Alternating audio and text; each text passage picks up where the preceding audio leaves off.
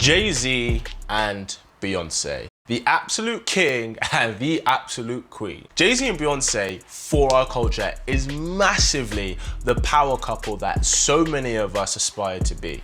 But just because they're a power couple doesn't mean that sometimes it can hit bumps in the road. A couple of years ago, it came out that Jay-Z cheated on Beyonce. I can't remember who it was with, whether it was with a woman that he dealt with in the past, or whether it was like a fan or a random dancer or something like that. But anyway, he, branched out of the physical exclusivity within their marriage. And of course, there was massive uproar about this. Women saying that she should leave him, men saying that, are they condemning him, or men saying, hey, what's the big deal? But in the end, Beyonce stayed with him. Now, this confused a lot of women, especially a lot of strong independent women, because Beyonce is the poster girl for strong independent women. And part of that narrative is, well, if your man cheats on you, you quote unquote kick him to the curb. That's not what she did. Why would she stay with Jay-Z when she portrays this kind of persona, and what's actually going on? So before we take a step into the relationship, we need to look at what's happening objectively. Let's look at Jay-Z. Jay-Z is the most successful rapper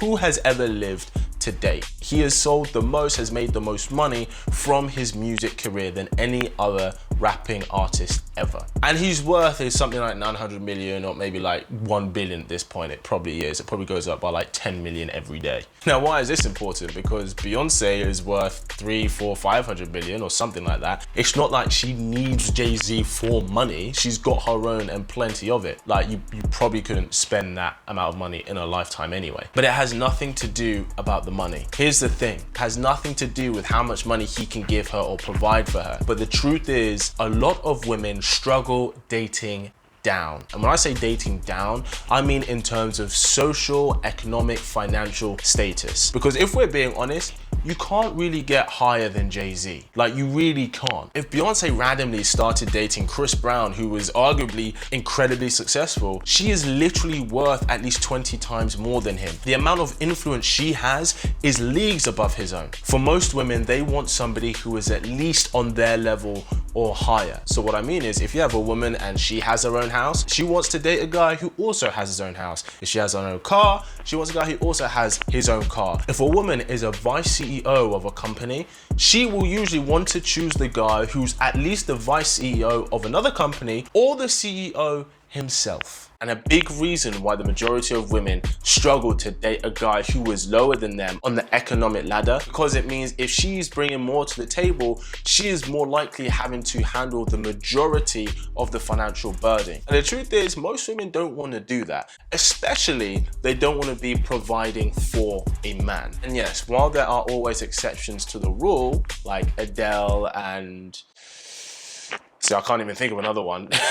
That's how few there probably are. Most women will have an issue with a guy riding on the tails of her success, where she's providing for him. Most women would rather choose a man who can bring his own to the table. Whereas men, they are happy, more than happy, to let a woman he cares about ride on his success, because when he wins and elevates his lifestyle, he brings her up too. It's that thing that Chris Rock said, what's his money is her money, and what's her money is her money. So because of this, if we understand that someone like Beyonce would want a guy who's on her level, rightfully so, whereas Jay-Z doesn't really care, because as men, we don't care how much in terms of financial, economic you bring to the table, ladies. We know that that's what we have to bring, but as women, we look for different things. That means that Jay-Z can virtually choose anyone, because 99% of people, women, are going to be lower than him. They're going to be looking up to him as the prize, and he is a prize. So if we understand this premise, if Beyonce separated from Jay-Z, A, she would be very, very, very, very, very hard pressed to find someone who she feels that she's fundamentally attracted to, who's on her level.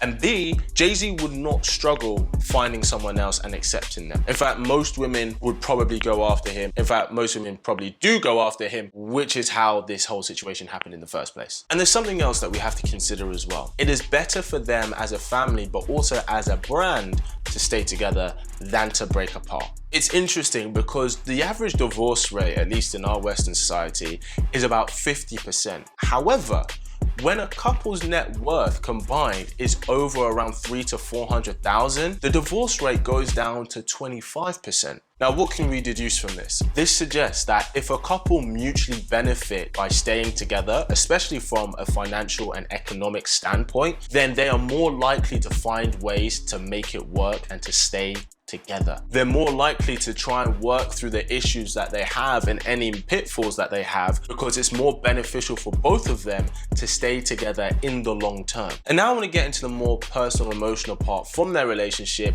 that's likely reflected in this situation. Beyonce is incredibly talented and incredibly intelligent and incredibly consciously aware. And as a strong, intelligent, aware woman, she knows that the real investment from a man isn't about who he does or doesn't sleep with. A real investment is who he spends his time, money, attention, and commitment to. Because yes, while men and women are more the same than different, when it comes to dating, we are very different in how we show our investment, with how we show that we're serious about someone, about how we show that someone means something to us. Women show their investment through sexual investment, and men show their investment through emotional investment. And the biggest thing is, nowadays, a lot of women confuse or think that men show investment the same way that they do. That might sound a bit complicated, so let me give you this example to simply paint this picture. Who do you think a guy cares about more? The girl who he spends a weekend with, they read together, they play board games together, they go on walks together, they have deep, intelligent chats, they have deep philosophical chats. They may not actually be sexually intimate, but he spends the whole weekend together in getting to know her on a deeper intellectual, emotional level. Do you think he cares more about that girl? Or do you think he cares more about the girl who he goes over to her house at 9 p.m. on Friday night, they have sex, and then he leaves 11 p.m. the same night? Who do you think the guy cares about more? Who do you think the guy is investing in more? Clearly, it's the girl that he spends the time with, that he spends most time in getting to know.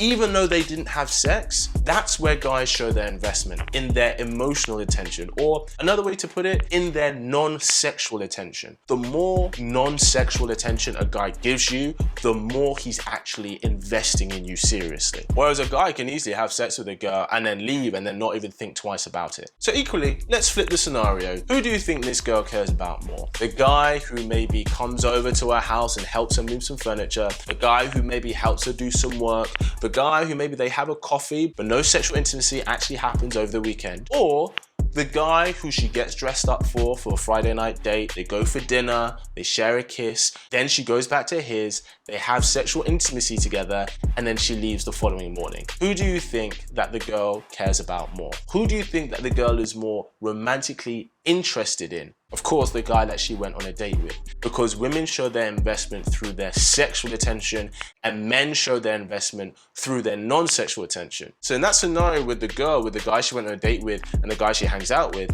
the guy she hangs out with, she probably friend-zoned him. Because if she was actually interested in him, she would have allowed and she would have given the opportunity for sexual intimacy to happen. So then bringing that back to Jay-Z and Beyonce, how does that change the perspective of how we see what's going on here? Well, Beyonce knows that while yes, Jay-Z may have had sex with somebody else, she knows that she has his real investment. She has the life, the title of his wife, and she has his legacy. And clearly for her, all of that is not worth throwing away for the sake of one random encounter. Now, of course, that doesn't excuse it, but what I'm trying to say is that level of encounter she knows is insignificant in comparison to everything else that she has of his. And also, let's be honest, who else is on her level that she is gonna be happy to contend with?